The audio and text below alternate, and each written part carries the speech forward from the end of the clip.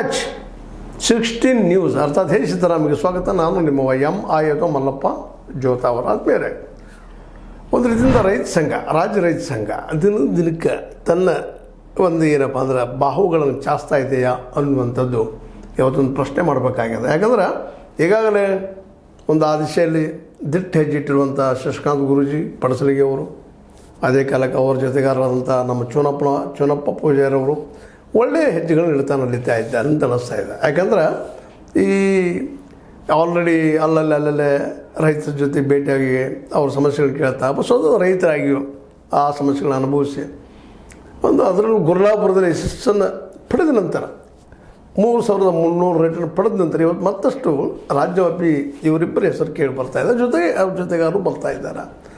ಅದರಲ್ಲಿ ಅಧಿವೇಶನದ ಸಂದರ್ಭದಲ್ಲೇ ಕೆಲವೊಂದಷ್ಟು ಬೇಡಿಕೆಗಳನ್ನು ಇಟ್ಕೊಂಡು ಹೋರಾಟವನ್ನು ಶುರು ಮಾಡಿದರು. ಅಧಿವೇಶನದ ಒಂದು ಮುಂಭಾಗದಲ್ಲಿ ತಮ್ಮ ಪ್ರೊಟೆಸ್ಟನ್ನು ಅಂದ್ರೆ ಚಳವಳಿಯನ್ನು, ತಮ್ಮ ಅಭಿಪ್ರಾಯವನ್ನು ಹೇಳುವಂಥ ಸಂದರ್ಭದಲ್ಲೇ ಒಂದು ಡಿಮಾಂಡ್ ಇಟ್ಟಿದ್ದರು. ಸರ್ಕಾರ ಮುಂದೆ ಬೇಡಿಕೆಯನ್ನು ಇಟ್ಟಿದ್ದರು. ಕಬ್ಬಿಗೆ ಸಕ್ಕರೆ ಕಾರ್ಖಾನೆಯವರು 3,500, ಕೇಂದ್ರ ಮತ್ತು ರಾಜ್ಯ ಸರ್ಕಾರ ತಲಾ 1,000 ಸೇರಿಸಿ 5,500 ನೀಡಬೇಕಂತೇಳಿ ಆಗ್ರಹ ಮಾಡಿದ್ರು. ಇದು ಕೊಟ್ಟರೆ ಒಬ್ಬ ರೈತಗೆ, ಯಾಕಂದ್ರೆ 4,500 ರೂಪಾಯಿ ಖರ್ಚು ಬರ್ತದೆ ಒಂದು ಟನ್ನಿಗೆ ರೈತರಿಗೆ, ನೀವು 5,500 ಮಾಡಿ ಕೊಟ್ಬಿಡೋಣ, 1,000 ರೂಪಾಯಿ ಲಾಭ ಆಗ್ತದೆ, ನಮ್ಮ ಬದುಕು ಚೆನ್ನಾಗಿ ಆಗ್ತದೆ ಅಂತ ಬೇಡಿಕೆ ಇಟ್ಟಿದ್ರು ಅವರು. ಆ ಬೇಡಿಕೆಯನ್ನು ಆಲಿಸಿದ ಸಿದ್ದರಾಮಯ್ಯನವರು ವಿಚಾರ ಮಾಡೋಣ ಆ ದಿಶೆಯಲ್ಲಿ ಏನಾದರೂ ಪ್ರಯತ್ನ ಮಾಡೋಣ ಅಂತ ಒಂದು ಆಶ್ವಾಸನೆಯನ್ನು ಕೊಟ್ಟಿದ್ದಾರೆ. ಅದರಿಂದಾಗಿ ಇವತ್ತು ನಮ್ಮ ರೈತ ಸಂಘ ಮತ್ತು ಹಸಿರು ಸೇನೆ ಇದ್ದಿದ್ದು ಸ್ವಲ್ಪ ನನ್ನ ಆ ಒಂದು ಮೂಮೆಂಟ್ದಿಂದ ಅಥವಾ ಚಳವಳಿಯಿಂದ ಹಿಂದೆ ಸರಿದಂತೇಳಿ ಸ್ವತಃ ನಮ್ಮ ಏನಪ್ಪ ಅಂತಂದ್ರೆ ಈ ಚುನಪ್ಪ ಪೂಜಾರವರು ಪತ್ರಿಕಾಗೋಷ್ಠಿಯಲ್ಲಿ ತಿಳಿಸಿ ತಮ್ಮ ಬೇಡಿಕೆಗಳನ್ನ ಇದು ಈಡೇರದೇ ಇದ್ದರೆ ನಾವು ಮತ್ತೆ ಉಗ್ರ ಹೋರಾಟ ಮಾಡ್ತಾಯಿದ್ದೀವಿ ಅಂತ. ಅದ್ರ ಜೊತೆಗೆ ಇನ್ನೂ ಅನೇಕ ಬೇಡಿಕೆಗಳನ್ನ ಇಟ್ಟಿದ್ದಾರೆ. ಏನಪ್ಪ ಅಂತಂದ್ರೆ ರಾಜ್ಯದ ಎಲ್ಲ ಕಾರ್ಖಾನೆಗಳಲ್ಲಿ ಸರ್ಕಾರವೇ ಡಿಜಿಟಲ್ ತೂಕದ ಯಂತ್ರ ಅಳವಡಿಸಬೇಕು. ಬೆಳಗಾವಿಯ ಸಕ್ಕರೆ ಆಯುಕ್ತರ ಕಚೇರಿಗೆ ಮುಖ್ಯಸ್ಥರಾಗಿ IAS ಅಧಿಕಾರಿ ನೇಮಿಸಬೇಕು. ನೀರಾವರಿ ಪಂಪ್ಸೆಟ್ಗಳಿಗಾಗಿ ಹಗಲಿನಲ್ಲಿ 12 ತಾಸು 3 ಫೇಸ್ ವಿದ್ಯುತ್ ನೀಡಬೇಕು. 3 ಕೃಷಿ ಕಾಯ್ದೆಗಳನ್ನು ಹಿಂಪಡೆಯಬೇಕು.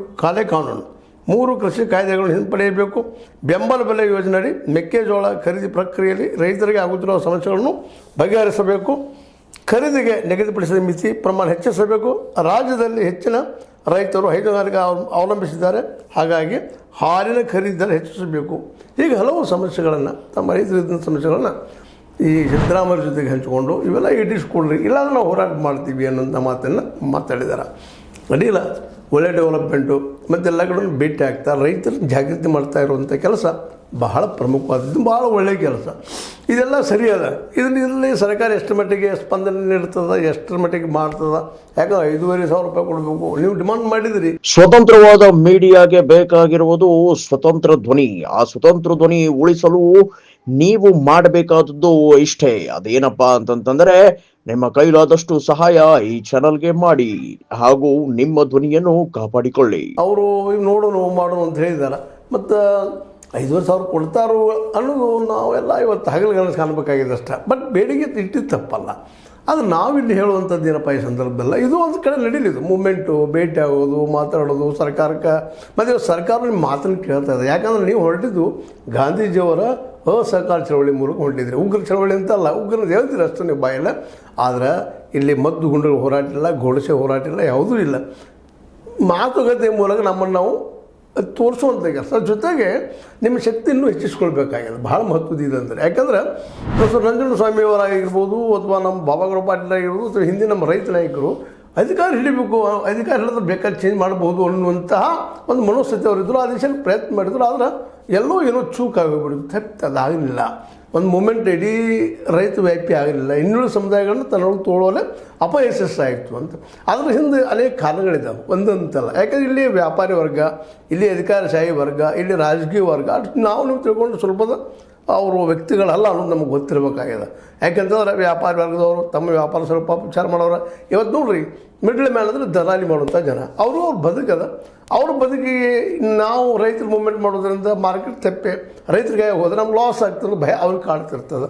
ಅದಕ್ಕಾಗಿ ಅದನ್ನು ಆದಷ್ಟು ರೈತ ಮೂವ್ಮೆಂಟನ್ನು ಅಥವಾ ಅದರಲ್ಲೂ ಈ ಒಂದು ಮಿಡ್ಲ್ ಮ್ಯಾನ್ ತಪ್ಪಿಸ್ಕೊಳ್ಳುವಂಥ ಈ ಒಂದು ನಾವೇನು ಇವತ್ತು ಹೇಳ್ತಾ ಇದ್ವಲ್ಲ, ಪ್ರತಿಯೊಂದು ಹಳ್ಳಿನೂ ಮಾರ್ಕೆಟ್ ಆಗ್ಬೇಕು ಅಂತೇಳಿ, ಅದಾಯ್ತು ಅಂದ್ರೆ ಅವ್ರಿಗೆ ಪೆಟ್ಟು ಬಿಡ್ತದೆ ಅಂತ ಅವ್ರಿಗೆ ಭಯ ಅದ. ಅದನ್ನು ಹೋಗಲಾಡಿಸೋದಕ್ಕೆ ಏನಪ್ಪ ಅಂತಂದ್ರೆ ಅದು ಕಾಲ ಹೋಗಲಾಡಿಸಬೇಕು. ನೀವು ಅದಕ್ಕೆ ಕನ್ವಿನ್ಸ್ ಮಾಡೋಂಥ ಪ್ರಯತ್ನ ಮಾಡಬೇಕಾಗಿಲ್ಲ. ನಮ್ಮಲ್ಲಿ ಹಿಂದೂ ಮುಸ್ಲಿಂ ಅನ್ನೋ ಸತತ ಇದೊಂದು ನಮ್ಮಲ್ಲಿ ಟ್ರೆಂಡ್ ಒಂದು ಉಳಿದ್ಬಿಟ್ಟದ. ನಾವು ಬೇರೆನಪ್ಪ ಅನ್ನುವಾಗ ನಮ್ಮಲ್ಲಿ ಏನಾಗ್ಬಿಟ್ಟದಪ್ಪ ಅಂದ್ರೆ ಹಿಂದೂ ಮುಸ್ಲಿಂ ಹೇಗಿರ್ದಾರೋ ಅದು ಕಂದಕ್ಕೆ ಕೊಡ್ತಾನೆ ಇಲ್ಲ ಇವತ್ತುವರೆಗೆ. ಅದು ನಾವು ಇನ್ನೂ ದೂರ ಮಾಡ್ತಾನೆ ಹೊರಟಿದ್ದೀವಿ. ಆದರೆ ವಿಶ್ವಾಸ ಮೂಡಿಸೋಂಥ ಕೆಲಸ ಆಗಬೇಕಾಗಿದೆ. ಹಿಂದೂಗಳಲ್ಲೇ ಆಗಿರ್ಬೋದು, ಮುಸಲ್ಮಾನರಲ್ಲೇ ಆಗಿರ್ಬೋದು, ಕೂಡಲೇಬೇಕಾಗಿದೆ ಈ ಒಂದು ದಿವಸ ಇಟ್ಕೊಂಡು. ಹಂಗೆ ಇವತ್ತು ನಮ್ಮ ಈ ವ್ಯಾಪಾರಸ್ಥರನ್ನು ಕನ್ವಿನ್ಸ್ ಮಾಡಬೇಕಾಗಿದೆ ರೈತರು, ನಿಮಗೆ ಹಾನಿ ಇಲ್ಲಪ್ಪ ಅದರಿಂದ ಅಂತೇಳಿ. ಅವ್ರು ನೀವು ಬದುಕ್ತೀರಿ, ನಾವು ಬದುಕಬೇಕು, ನಮ್ಗೆ ಮಾರ್ಕೆಟ್ ಬೇಕಾಗಿದೆ. ಮಾರ್ಕೆಟಪ್ಪ ಅಂತಂದ್ರೆ ನೀವು ಬೆಳೆದ ಬೆಳೆಗೆ ಕರೆಕ್ಟ್ ರೇಟ್ ಬೇಕಾಗಿದೆ. ಆ ದಿಶೆಯಲ್ಲಿ ಮೂಮೆಂಟನ್ನು ನಾವು ಒಯ್ಯಬೇಕಾಗಿದೆ ಇವತ್ತು. ಆ ಎಲ್ಲ ಹಿನ್ನೆಲೆಯಲ್ಲೇ ಇವತ್ತೇನೋ ನಮ್ಮ ಸಿದ್ದರಾಮಯ್ಯನವರು ಒಂದು ಆಶ್ವಾಸನೆ ಕೊಟ್ಟಿದ್ದಾರೆ. ಅದು ಎಷ್ಟರ ಮಟ್ಟಿಗೆ ಆಗ್ತದೆ ಏನದು ಕಾಲು ಉತ್ತರ ಕೊಡಬೇಕು. ಆದರೆ ಅದಕ್ಕೆ ಪೂರ್ವದಲ್ಲೇ ಈಗ ಮಾಡಬೇಕಾಗಿದ್ದ ಕೆಲಸ ಏನಪ್ಪ ಅಂದ್ರೆ, ಎಲ್ಲಿಗೆ ಬಂದು ನಿಂತಿದ್ದಪ್ಪ ನಮ್ಮ ಹೋರಾಟ, ಈ ಪ್ರೊಫೆಸರ್ ನಂಜುಂಡಸ್ವಾಮಿಗಳ ಜೊತೆಗೆ ಆಗಿರ್ಬೋದು, ನಮ್ಮ ಬಾಬಾಗೌಡರಾಗಿರ್ಬೋದು, ರುದ್ರೇಶ್ ಆಗಿರ್ಬೋದು, ಇನ್ನುಳಿದ ಅನೇಕ ನಾಯಕರು ಬಂದು ಹಂತಕ್ಕೆ ಬಂದು ನಿಲ್ತಾರಲ್ಲ. ಮುಂದೆ ಹೋಗಲಿಕ್ಕೆ ಆಗಲಿಲ್ಲ. ಇದು ಕಾರಣ ಅಂದರೆ ಇವೆಲ್ಲರೂ ನಮ್ಮಲ್ಲಿದ್ದಂಥ ಒಂದು ಅಧಿಕಾರಶಾಹಿ ವರ್ಗ, ವ್ಯಾಪಾರಿ ವರ್ಗ, ಜೊತೆಗೆ ನಮ್ಮಲ್ಲೂ ಸಹಿತ ಒಂದು ಅಳುಕು ಇವೆಲ್ಲ ಇದ್ದಾಗ, ಮತ್ತು ಅದ್ರ ಜೊತೆಗೆ ಇನ್ನೊಂದೇನಪ್ಪ ಅಂದ್ರೆ ರಾಜಕೀಯ ಜನನೂ ಸಹಿತ ತಮ್ಮ ಅಧಿಕಾರ, ರೈತರೆಲ್ಲ ಎದ್ದು ನಿಂತರು, ದಲಿತರು, ಹಿಂದುಳಿದವರೆಲ್ಲ ಎದ್ದು ನಿಂತಿಲ್ಲ, ನಮ್ಮ ಅಧಿಕಾರ ಹೋಗ್ತದೆ ಅನ್ನೋ ಭಯದಿಂದಾಗೆ ಇದನ್ನು ಮಾಡಿಕೊಡೋದಿಲ್ಲ, ಒಕ್ಕಟ್ಟನ್ನು ಮಾಡಿಕೊಡೋದಿಲ್ಲ. ರೈತರಲ್ಲೇ ಅದೇ ಹಸಿರು ಸೇನೆ ಅಂತ ಹೇಳಿದ್ರಿ, ಜೊತೆಗೆ ಇನ್ನಷ್ಟು ದಲಿತ ಸಮುದಾಯಗಳನ್ನೆಲ್ಲ ತೊಗೊಂಡು ಮಾಡುವಂಥ ಕೆಲಸ ಅಂದಾಗ ನಿಮ್ಮ ಕೈಗೆ ಅಧಿಕಾರ ಬರ್ತದೆ. ಅಧಿಕಾರ ಬಂದ ಮೇಲೆ ಅದು ಏನು ಮಾಡಬೇಕಾಗಿದೆ ನಿಮಗೆ ಅನ್ನುವಂಥದ್ದು. 224ರಲ್ಲಿ 113 ಆದರೂ ನೀವು ಗಟ್ಟಿಯಾಗಿ ನಿಲ್ಲಬೇಕಾಗ್ತದೆ, ಬರಬೇಕಾಗ್ತದೆ. ಅಂದಾಗ ಅಧಿಕಾರ ಸಿಗ್ತದೆ. ಆಗ ರೈತರಿಗೆ ಬೇಕಾದಂಥ ಕಾನೂನುಗಳನ್ನ ನಾವು ಮಾಡ್ಕೊಳ್ಳಿಕ್ಕೆ ಸಾಧ್ಯ. ಇಲ್ಲಾಂದ್ರೆ ಇವು ಹಂಗೆ ಆಶ್ವಾಸನೆ ಕೊಡ್ತಾ ಇರ್ತಾರೆ ಇವರು. ಸಿದ್ದರಾಮಯ್ಯನಂಥವ್ರಾಗಿರ್ಬೋದು, ಮೋದಿಯವರಂಥವ್ರಾಗಿರ್ಬೋದು, ಮಹಾತ್ಮ ಮಲ್ಲರವರೆಲ್ಲ, ಯಡಿಯೂರಪ್ಪನವ್ರಂಥವ್ರಾಗಿರ್ಬೋದು, ಇವರೆಲ್ಲರೂ ನಮಗೇನು ಬೇಕಾಗಿದೆಪ್ಪ, MS ಸ್ವಾಮಿನಾಥನ್ ಆಯೋಗ ಕೊಟ್ಟಂಥ ಸಲಹೆ ಪ್ರಕಾರ ಅವರು ಇದು ಮಾಡಿದರು, ಹಸಿರು ಕ್ರಾಂತಿ ಮಾಡಿದರು, ಬೆಳೆ ಬೆಳೆದಂಗೆ ಅನುಕೂಲ ಮಾಡಿಕೊಟ್ರು, ಬೆಳೆಯುವಂಗೆ ಸಾಕಷ್ಟು ಇವತ್ತು ಇಂಪ್ರೂವ್ ಆಗಿದೆ. ನಮಗೆ ಒಂದು 2 ತಿಂಗಳು 3-4 ತಿಂಗಳು ನಾವು ಏನು ದುಡಿಲಾರದು ಊಟ ಮಾಡೋಷ್ಟು ನಮಗೆ ಸಂಗ್ರಹ ಅದ, ನಮ್ಮಲ್ಲಿ ಆಹಾರ ಸಂಗ್ರಹ ಅದನ್ನು ಮಾಡಿಕೊಟ್ರು. ಆದರೆ ಅದಕ್ಕೆಲ್ಲ ವೈಟ್ ರೆವಲ್ಯೂಷನ್ ಮಾಡಿದಂದ್ರೆ ನಮ್ಮಲ್ಲಿ ಹಾಲು ಉತ್ಪಾದನೆ ಹೆಚ್ಚು ಮಾಡಿಕೊಟ್ರು. ಆದರೆ ಮಾರ್ಕೆಟ್ ವಿಷಯಕ್ಕೆ ಬಂದಾಗ ಈ ಎಲ್ಲ ಅದರ ರಾಜಕೀಯ, ಅಧಿಕಾರಿಶಾಹಿ ವರ್ಗ, ಜೊತೆಗೆ ವ್ಯಾಪಾರಿ ವರ್ಗ ಕೂಡಿ ಒಂದಾಗಿ ರೈತರಿಗೆ ಮುಂದೆ ಹೋಗ್ಲಿಕ್ಕೆ ಬಿಡೋದು ಭಾಳ ಕಷ್ಟದ ಕೆಲಸ ಅದು. ಈ ಹಿನ್ನೆಲೆಯಲ್ಲೇ ಭಾಳ ಎಚ್ಚರಿಕೆಯಿಂದ ಇವತ್ತು ನಮ್ಮ ಶಶಿಕಾಂತ್ ಗುರೂಜಿ, ಅದ್ರ ಜೊತೆಗೆ ನಮ್ಮ ಚುನಪ್ಪ ಪೂಜಾರಿ ಅವ್ರ ಸಹಿತ ವಿಚಾರ ಮಾಡ್ಬೇಕಾಗಿ, ಇನ್ನುಳಿದ ರೈತರು ಸಹಿತ KT ಗಂಗಾಧರಪ್ಪನಂಥವ್ರು ಬುದ್ಧಿವಂತರು ಕೂಡ್ಕೊಂಡು ಇವತ್ತು ನಾವು ಯಾವ ರೀತಿಯಾಗಿ ಹೋದ್ರೆ ನಮ್ಮ ಸಮಸ್ಯೆ ನಾವು ಸಾಲ್ವ್ ಮಾಡ್ಕೊಳ್ಳಿಕ್ಕೆ ಸಾಧ್ಯ ಇದೆ. ಸರ್ಕಾರಕ್ಕೆ ಒಂದು ಲಿಮಿಟೇಷನ್ ಇರ್ತದೆ, ಆ ಲಿಮಿಟೇಷನ್ ದಾಟಿ ಅದು ಮಾಡಲಿಕ್ಕೆ ಸಾಧ್ಯ ಇಲ್ಲ. ಮತ್ತು ಇವತ್ತು ನೋಡ್ರಿ ಹಂಗೆ ಆಗಿದ್ದರೆ ಅದು ಸಾಧ್ಯ ಆಗಿದೆ. ಇಷ್ಟೊಂದು ಸಿದ್ದರಾಮಯ್ಯನವರು 3 ಕಾಲೇ ಕಾನೂನು ಕರ್ನಾಟಕ ತೆಗೆದುಹಾಕ್ತಾಯಿದ್ರು. ಅವ್ರಿಗೂ ಅಲ್ಲಿ ಪ್ರೆಷರ್ ಅದ, ಮಾಡೋದು ಹೇಗಪ್ಪ ಅಂತೇಳಿ. ಅದನ್ನು ಮೀರು ನಿಲ್ಲುವಂಥ ಗಟ್ಸ್, ಅವರ ಧೈರ್ಯ ಅವ್ರಲ್ಲಿ ಇಲ್ಲ ಅನ್ನೋದು ಈಗೆಲ್ಲ ಸಾಬೀತಾಗಿರುವಂಥ ವಿಷಯ. ಅಂದ್ರೆ ಇವತ್ತು ನಮ್ಮ ಉದ್ಧಾರ ನಾವು ಮಾಡ್ಕೋಬೇಕಾಗಿದೆ. ರೈತರು ಪ್ರತಿಯೊಂದು ಮನೆಗೆ ಹೋಗಿ ಪ್ರತಿ ರೈತರನ್ನ ಎಚ್ಚರಿಸಬೇಕಾಗಿದೆ. ನಮ್ಮ ಮಾರ್ಕೆಟ್ ಬೇಕಪ್ಪ, ನಾವು ಎದ್ದು ನಿಲ್ಲೋದಕ್ಕೆ ಏನು ಮಾಡೋಕ್ಕೆ ಸಾಧ್ಯತೆ ಇಲ್ಲಾಂದ್ರೆ ಶುಗರ್ ಫ್ಯಾಕ್ಟ್ರಿ ಆಗಿರ್ಬೋದು, ಮತ್ತೊಂದಾಗಿರ್ಬೋದು, ಮಾಲೀಕರು ಅವ್ರು ಯಾಕೆ ರೀ ನಿಮಗೆ ಅನುಕೂಲ ಮಾಡಿಕೊಡ್ತಾರೆ? ಅವ್ರ ಪಾಪ ತಮ್ಮ ಒಂದು ಸರ್ವೈವಲ್ನೆಸ್ ಬೆಳ್ಕೊಳ್ಳೋ ಸಲುವಾಗಿ ಶುಗರ್ ಫ್ಯಾಕ್ಟ್ರಿ ಮಾಡಿಕೊಂಡು ಹೋಗ್ತಾ ಇದ್ದಾರೆ. ಎಲ್ಲ ನೆಲೆಗಟ್ಟಿನಲ್ಲೇ ಇವತ್ತು ಚುನಪ್ಪ ಮತ್ತು ಶಶಿಕಾಂತ್ ಅವ್ರ ಮುಂದೆ ದೊಡ್ಡ ಸವಾಲುಗಳಿದ್ದಾವೆ. ಜನರನ್ನು, ಅದರಲ್ಲೂ ರೈತರನ್ನ ಜಾಗೃತಿ ಮಾಡೋ ಜೊತೆಗೆ ಹೇಳಿದೆ ನಿಮಗೆ, ಹಿಂದುಳಿದವರು ಪ್ಲಸ್ ದಲಿತ ಮತ್ತು ಪ್ಲಸ್ ಆದಿವಾಸಿಗಳನ್ನೆಲ್ಲ ನಮ್ಮ ವಿಶ್ವಾಸ ತೊಗೊಂಡು, ಮೈನಾರಿಟಿಗಳನ್ನ ವಿಶ್ವಾಸ ತೊಗೊಂಡಾಗ ನೀವು ಅಧಿಕಾರ ಹಿಡಿದ್ರೆ ನಿಮಗೆ ಬೇಕಾದಂಥ ಕಾನೂನುಗಳನ್ನು ಮಾಡಲಿಕ್ಕೆ ಸಾಧ್ಯ. ಇಲ್ಲಾಂದ್ರೆ ಈಗ ನೋಡಿರಿ, ಹೋರಾಟ ಮಾಡ್ತಾಯಿದ್ದೀರಿ, ಬಂದು ಕುಳಿದ್ರಿ, ಏನೋ ಗಾಂಧಿ ನೆಲೆಯಲ್ಲಿದ್ದೀರಿ, ಒಳ್ಳೆ ವಿಚಾರಗಳಿದ್ದಾವೆ ಅಂತ ತಿಳ್ಕೊಂಡು ಅವರು ಸಿದ್ದರಾಮಯ್ಯರು ಒಂದಿಷ್ಟು ಸೋಷಲಿಸ್ಟಿಕ್ ಐಡಿಯಾಲಿಸ್ಟಿಕ್ ಅದಾವೆ, ಅವರಲ್ಲಿ ಸೋಷಲಿಸ್ಟಿಕ್ ಐಡಿಯಾಗಳಿದ್ದಾವೆ, ಮಾಡ್ಬೇಕಂತ ಮನಸ್ಸದ. ಆದ್ರೆ ವ್ಯವಸ್ಥೆ ಅಷ್ಟು ಸುಲಭವಾಗಿ ಮಾಡಿಕೊಡೋದಿಲ್ಲ ಯಾರನ್ನಾದರೂ. ಅದನ್ನು ಮೀರಿ ಬರಬೇಕಾದ್ರೆ ಒಂದು ಧೀಮಂತ ನಾಯಕತ್ವ ಬೇಕಾಗ್ತದೆ. ಮತ್ತು ಅದೇ ಕಾಲಕ್ಕೆ ಒಂದು ದಿಟ್ಟ ನಾಯಕತ್ವ ಇಲ್ಲಿವರೆಗೆ 75 ವರ್ಷಗಳು ಸಿಕ್ಕಿಲ್ಲ, ಬಂದಿಲ್ಲ. ಮತ್ತು ಸಮೀಪದಲ್ಲಿ ಬರುವ ಸಾಧ್ಯತೆಗಳು ಭಾಳ ಕಡಿಮೆ.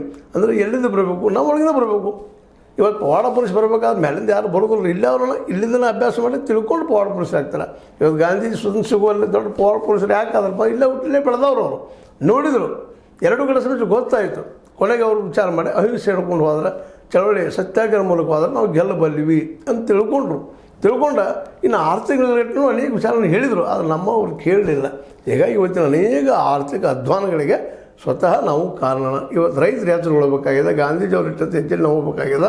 ಹೋರಾಟ ಗಾಂಧೀಜಿಯವ್ರು ನಲ್ಗಟ್ಟಿನ ಹೊರಟಾದ ಸರಿ ಅದ.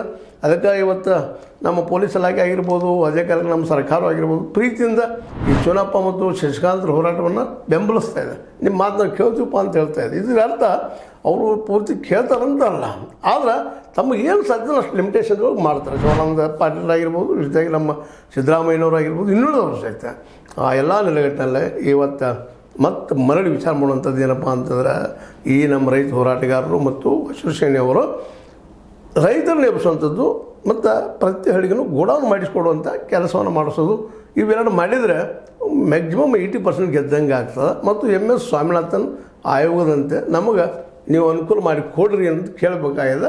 ಅವ್ರು ಮಾಡಿ ಕೊಡೋದೇ ಇದ್ರು ನಾವು ಮಾಡ್ಕೋಬೇಕಾಗ್ಯದ. ಯಾಕಂದ್ರೆ ಹಸಿರು ಕ್ರಾಂತಿಯಿಂದ ಸಾಕಷ್ಟು ಬೆಳೆ ಬಂದಿದೆ. ಇವತ್ತು ನಮಗೆ ಅದು ಚಿಂತೆ ಇಲ್ಲ. ವೈಟಿಂದ ಹಾಲು ಬಂದದ. ಈಗ ನಾವು ಬಂದಿದ್ದು ಮಾರ್ಕೆಟ್ ಬೇಕಾಗ್ಯದ. ಮಾರ್ಕೆಟ್ಗೆ ಏನು ಮಾಡಬೇಕು ಆ ದಿಶೆಯಲ್ಲಿ? ಅದಕ್ಕೆ ಮಾರ್ಕೆಟ್ ಮಾಡಬೇಕು ಎರಡು ಬೇಕು. ಒಂದು ರಾಜಕೀಯ ಶಕ್ತಿ ಆಗಬೇಕು, ಇನ್ನೊಂದು ಅರ್ಥತಜ್ಞರಲ್ಲಿ ಬೇಕಾಗ್ತದೆ. ಆ ದಿಶೆಯಲ್ಲಿ ನೀವು ಅರ್ಥತಜ್ಞರು ಇದ್ದೀರಿ, ಇಲ್ಲಂದಲ್ಲ. ರಾಜಕೀಯ ಶಕ್ತಿ ಇಟ್ಕೊಳ್ಳೋ ಸುಲಭದ ಕೆಲಸ ಅಲ್ಲ. ಯಾಕಂದರೆ ಇವತ್ತು ಸ್ಥಾಪಿತ ರಾಜಕೀಯ ಪಕ್ಷಗಳು ಅಷ್ಟು ಸುಲಭವಾಗಿ ನೀವು ಬಿಟ್ಟು ಕೊಡೋದಿಲ್ಲ. ಅದಕ್ಕಾಗಿ ಈ ದಿಶೆಯಲ್ಲಿ ನಮ್ಮ ಚುನಪ್ಪನವರು ಜೊತೆಗೆ ನಮ್ಮ ಶಶಿಕಾಂತ್ ಪಡಸಲಗಿ ಗುರುಗಳು ಅನೇಕರನ್ನೆಲ್ಲ ಕೂಡಿಸ್ಕೊಂಡು ಬುದ್ಧಿವಂತ ತೊಗೊಂಡು ಇನ್ನಷ್ಟು ಹೋರಾಟವನ್ನು ಮಾಡೋ ಜೊತೆಗೆ ಒಂದು ಕುತ್ಕೊಂಡು ತಾರ್ಕಿಕ ವಿಚಾರ ಮಾಡಿ ಜನರಿಗೆ ಹೋಗಿ ಮುಟ್ಟುವಂಥದ್ದು, ಅದರಲ್ಲೂ ರೈತರನ್ನು ನಮ್ಮ ಮತ್ತೆ ಆ್ಯಕ್ಚುಲಿ ತೆಗೆದುಕೊಳ್ಳುವಂಥ ಪ್ರಯತ್ನ ಮಾಡಿದರೆ ಮುಂದಿನ ದಿನದಲ್ಲಿ ಒಂದು ರಾಜಕೀಯ ಹೊಸ ಶಕ್ತಿ ಆಗ್ಬೋದು, ಅರ್ಥವ್ಯವಸ್ಥೆ ಬ್ಯಾಲೆನ್ಸ್ ಆಗ್ಬೋದು, ಅಥವಾ ಸಮಾನತೆ ಬರ್ಬೋದು ಅಂತ ಹೇಳ್ತಾ, ಇದು ನಿಮ್ಮ ಲೈಕ್ ಆಗಿರ್ಬೋದು. ಲೈಕ್ ಮಾಡಿ, ಶೇರ್ ಮಾಡಿ, ಕಾಮೆಂಟ್ ಮಾಡಿ, ಜೊತೆ ಸಬ್ಸ್ಕ್ರೈಬ್ ಮಾಡಿ. 16 ನ್ಯೂಸ್ ಅರ್ಥಾತ್ ಸತ್ಯದ ಕೈಗನ್ನಡಿ ವಂದನೆಗಳು.